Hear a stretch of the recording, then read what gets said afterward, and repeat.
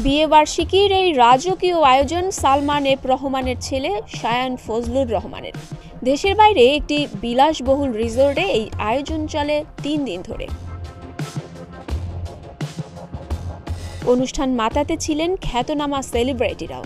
তাদের মধ্যে রয়েছেন বলিউড শিল্পী কানিকা কাপুর, নায়ক কার্তিক আরিয়ান, ফ্যাশন ডিজাইনার মনীষ মালহোত্রা, রাহাত ফাতে আলী খান সহ আরও অনেকে।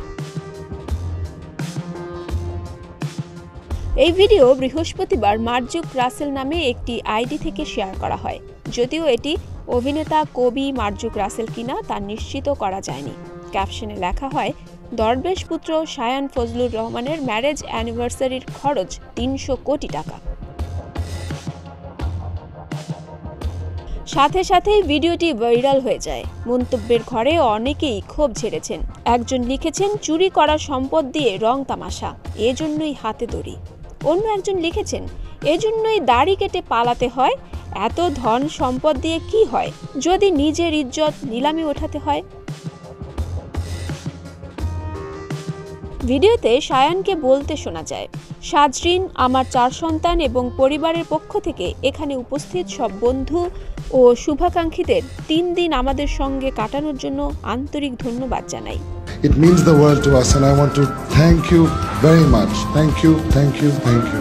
শেখ হাসিনা সরকার পতনের পর ব্যবসায়ী সালমান এফ রহমানের বিরুদ্ধে নানা অনিয়ম দুর্নীতির অভিযোগ জোরালো হতে থাকে। একাধিক জাতীয় দৈনিকের প্রতিবেদনে বলা হয়েছে, রাজনৈতিক ক্ষমতা খাটিয়ে 7 ব্যাংকে সালমানের ঋণ 36,000 কোটি টাকা। সম্প্রতি দেশ ছেড়ে পালাতে গিয়ে আটক হন তিনি। পরে তাকে রিমান্ডে নিয়ে জিজ্ঞাসাবাদ করছে পুলিশ। এর মধ্যেই আইএফআইসি ব্যাংকের পরিচালক পদ থেকে সালমান এফ রহমানের ছেলে শায়ান ফজলুর রহমানকে অব্যাহতি দিয়েছে বাংলাদেশ ব্যাংক।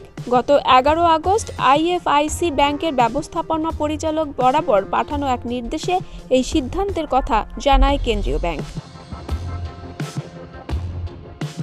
শায়ানের বাবা সালমান এফ রহমান সাবেক প্রধানমন্ত্রী শেখ হাসিনার বেসরকারি শিল্প ও বিনিয়োগ উপদেষ্টা হিসেবে কাজ করেছেন। ডেস্ক রিপোর্ট, প্রতিদিনের বাংলাদেশ।